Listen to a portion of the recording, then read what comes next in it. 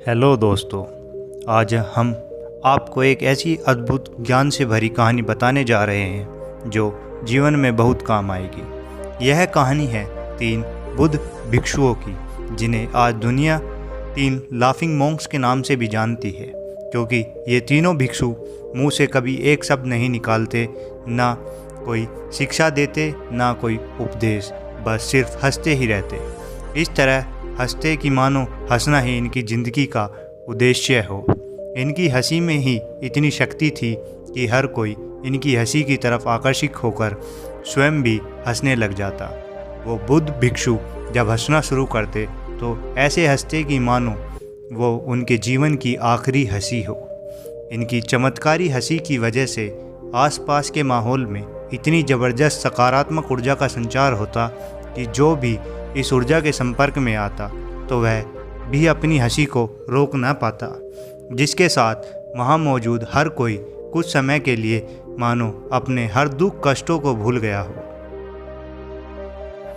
इन तीनों महान भिक्षुओं के लिए इनकी हंसी ही इनका तप और साधना थी। एक दिन ये 3 भिक्षु भ्रमण करते हुए एक गांव के बीचों बीच पहुँचे और वहाँ खड़े होकर ज़ोर ज़ोर से हंसने लगे। वहाँ के लोग शुरू में उन्हें हंसता हुआ देखकर उन्हें हैरानी भरी आंखों से देखने लगे, लेकिन जब वो रोज़ उन्हें ज़ोर ज़ोर से हंसते हुए देखते तो वो खुद भी अपनी हंसी नहीं रोक पाए और वह भी उन बुद्ध भिक्षुओं के संग हंसने लगे, क्योंकि वो बौद्ध भिक्षु दिल खोलकर हंसते थे। उनके हंसने का अंदाज ही ऐसा होता कि हर कोई उस वक्त तक अपने तमाम दुख व परेशानी को भूलकर हंसने पर मजबूर हो जाता, बस उन्हें देखता ही रहता। देखते ही देखते कुछ दिनों में भिक्षुओं के साथ हंसने वालों की भीड़ बढ़ने लगी। एक दिन ये हंसी गांव के लगभग हर इंसान के चेहरे पर खिलने लगी। ये वो पल थे जब वो 3 भिक्षु बहुत दिनों बाद किसी गांव में आए थे। इन भिक्षुओं की हंसी ही उनकी प्रार्थना थी, क्योंकि वो किसी से एक शब्द भी नहीं बोलते, वो बस हंसने का माहौल बना देते थे। पूरे चाइना में उनको प्यार और इज्जत मिलने लगा। फिर एक दिन ऐसा भी आया जब एक गांव में तीनों भिक्षुओं में से एक की मृत्यु हो गई। वहां जैसे ही गांव के लोगों को यह बात पता चली तो गांव के लोगों की भीड़ जमा होने लगी, ये देखने के लिए कि बाकी के 2 भिक्षु अब किस तरह का रिएक्ट कर रहे होंगे। इस वक्त उनकी मनोदशा क्या होगी। ज़रूर आज वो भी उदास होंगे। आज हम जिंदगी में पहली बार बाकी दोनों भिक्षुओं को रोता हुआ देखेंगे। अब सब लोगों का यही मानना था, लेकिन जब धीरे धीरे लोगों की भीड़ उन भिक्षुओं के पास जमा होती गई, सब वहाँ का दृश्य देख दंग खड़े हुए, क्योंकि बाकी के 2 भिक्षु जमीन पर पड़े तीसरे भिक्षु की मौत पर ज़ोर ज़ोर से हंस रहे थे। लगातार बस हंसते ही जा रहे थे। भीड़ में खड़े एक व्यक्ति ने जिज्ञासावश पूछ ही लिया कि ऐसे समय में आप उदास होने के बजाय हंस क्यों रहे हैं। हालांकि वहाँ खड़ा हर व्यक्ति भी यही जानना चाहता था, और अब यह पहला समय था जब उन हंसने वाले भिक्षुओं में से एक ने अपनी चुप्पी तोड़ी और शब्दों से जवाब दिया कि हम इसलिए हंस रहे हैं क्योंकि जब हम इस गांव में आ रहे थे तो तब हम तीनों भिक्षु मित्रों ने एक शर्त लगाई थी कि कौन हम तीनों में से बाकी 2 को हराकर हंसते हंसते पहले मरेगा। ये भिक्षु जीत गया।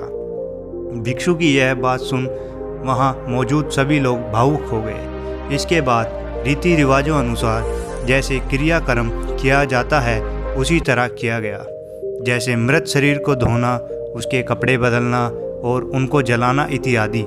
लेकिन जैसे ही कपड़े बदलने की बारी आई तो दोनों भिक्षुओं में से एक भिक्षु ने कहा कि उनके कपड़े मत बदलो, क्योंकि मरने से पहले इस भिक्षु ने कहा था कि मैंने कभी किसी गंदगी को अपनी हंसी की मदद से अपने अंदर आने ही नहीं दिया, इसलिए मरने पर मेरे कपड़ों को मत बदलना। इस तरह उस भिक्षु के शरीर को बिना कपड़े बदले जला दिया गया। जब उनकी चिता जलाई गई तब कुछ अजीब हुआ।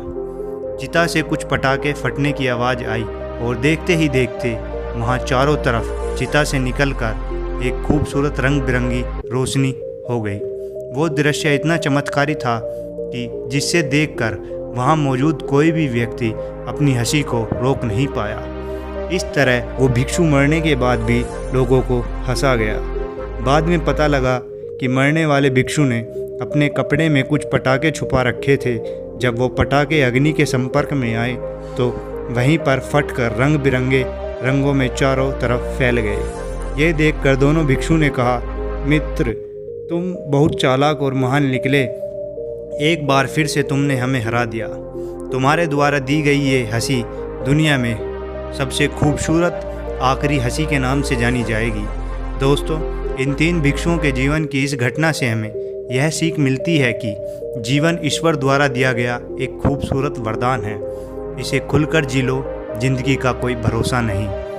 जीवन को किसी भी तरह के दुख, तनाव और बेवजह के अनैतिक, अधार्मिक कार्य एवं क्रियाओं में व्यर्थ ना करो। जो भी काम करो उसे इतनी शिद्दत के साथ करो कि हर कोई तुमसे प्रेरित होकर अपने जीवन को बदल सके। जीवन में किसी भी तरह के तनाव से मुक्त होने का ये सबसे उत्तम तरीका है, क्योंकि दिल से निकली हंसी मन को सकारात्मक ऊर्जा से भर देती है। जीवन में हमेशा अच्छे और सद काम करो, क्योंकि इन सबका जीवन पर बहुत से चमत्कारी प्रभाव पड़ते हैं। उम्मीद करता हूँ आज इस कहानी से आपने खूबसूरत ज्ञान अर्जित कर लिया होगा। हम अपने इस चैनल पर अद्भुत ज्ञान से भरी तमाम कहानियाँ लाते रहते हैं। प्लीज़ हमसे जुड़े रहें और सब्सक्राइब करें। Thanks for watching.